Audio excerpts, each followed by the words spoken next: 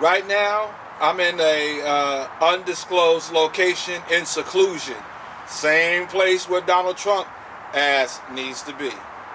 Now, here's the thing: we had an election. He got blown out. Okay, that's clear. And we want to keep it business because I'm from the African American Media Network.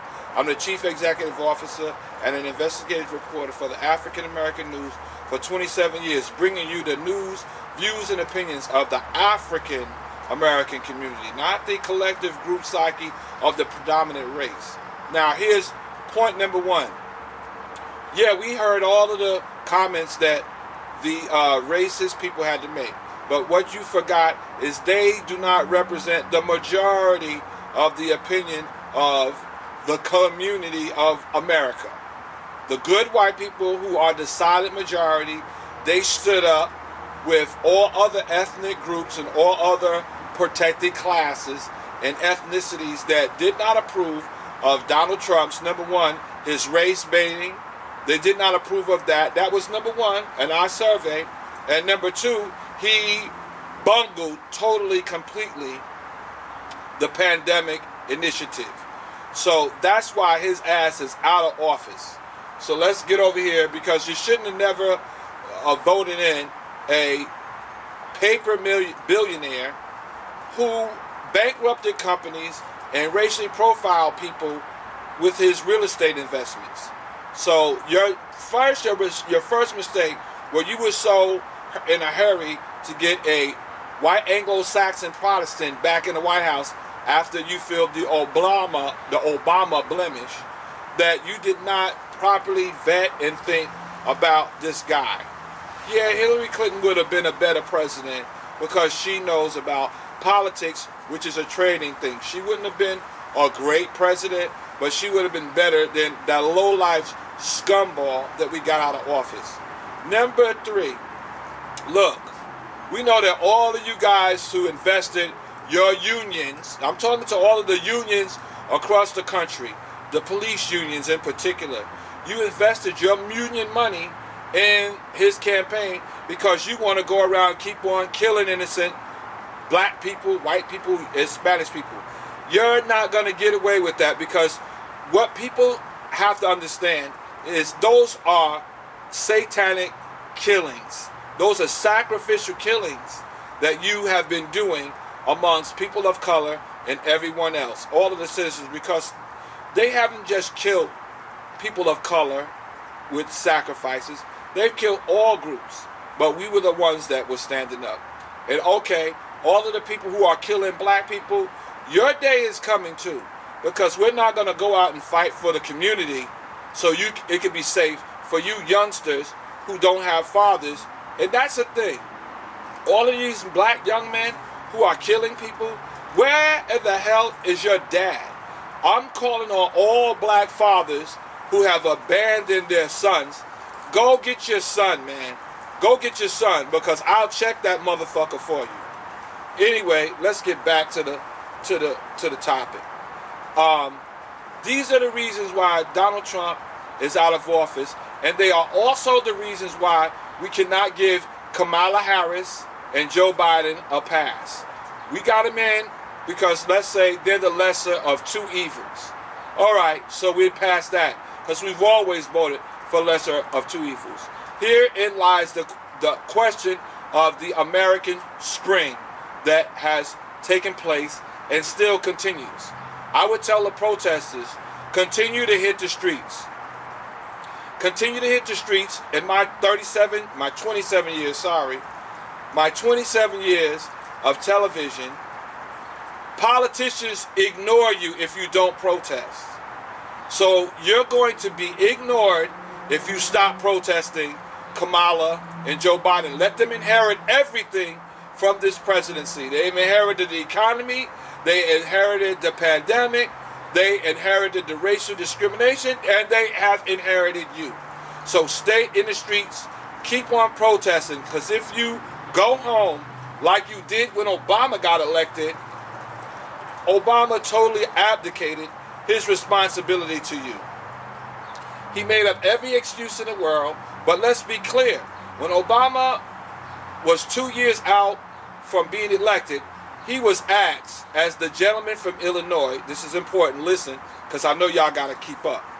He said he did not believe African Americans deserve reparations, but he fashioned himself behind Abraham Lincoln. So we knew 2 years before he ran that he was not going to increase the lot of the ADOS, which is African descendants of slavery, because he didn't come out of that, what you would call that peculiar institution or that wretched condition, because his mother was a white Anglo-Saxon Protestant and his father was from Kenya. So he is not in your bloodline. As a matter of fact, he's a blue blood. He is related through his mother to all of those presidents. And that's one of the reasons why he was disliked, not because he was a black man, but because he was a blue blood. Go look it up. I ain't got time to educate you. The internet is there. Go look up Obama's relationship. He was a blue blood. This is why Congress didn't like him. Not because he was the most smartest, intelligent president that ever lived, but because he was a blue blood. And because of that, Obama was a Muslim. He was raised with in Indochina.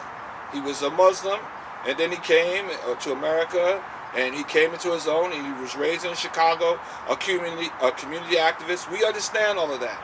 But still, he did not increase your situation in America.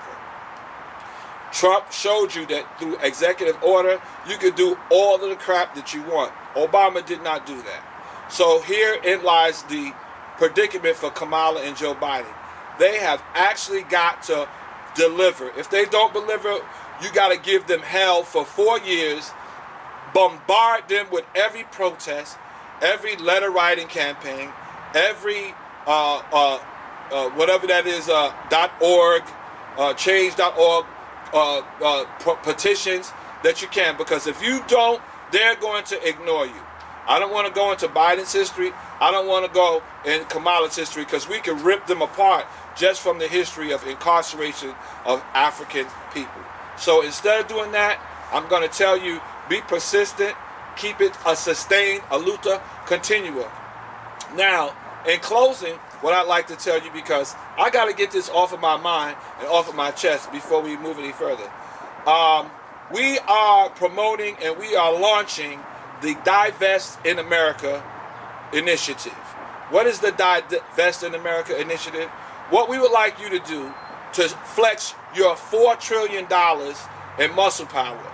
This is what you have to do when people don't respect you. You have to flex your financial wealth like all ethnic groups around the planet Earth do. Now, you guys, African Americans, you are a subculture of the American population. 40 million people. Out of that 40 million people, you guys have a spending power of $4 trillion. Now, let's see how we can do that. We know some places we cannot divest in America. We have to participate in the economy. But if you selectively take your money out of the American economy from the corporations, the government institutions, the racist church institutions, because we got to talk about all of these institutions promoting your slavery mindset.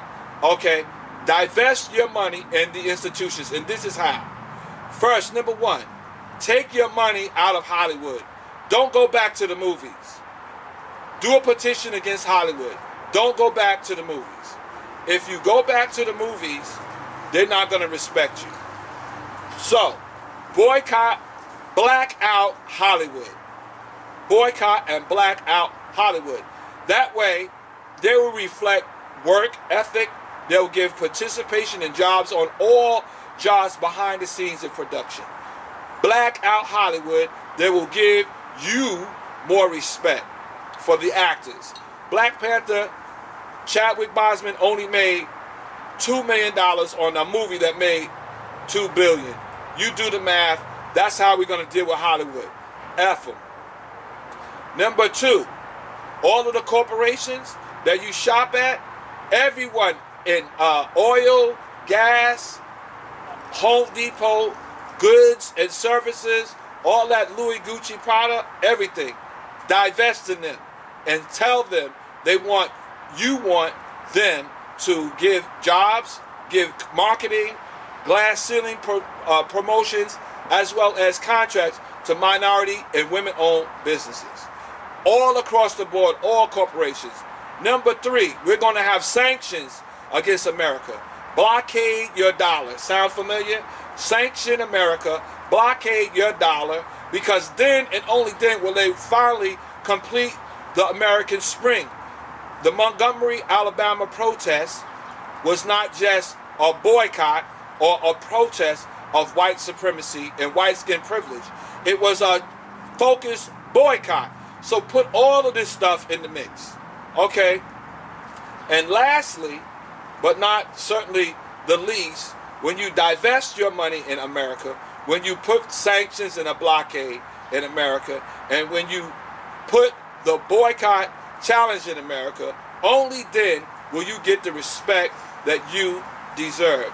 My name is Andreas 13, and I'm a Chief Executive Officer of the African American News, and this has been another segment of Divest in America.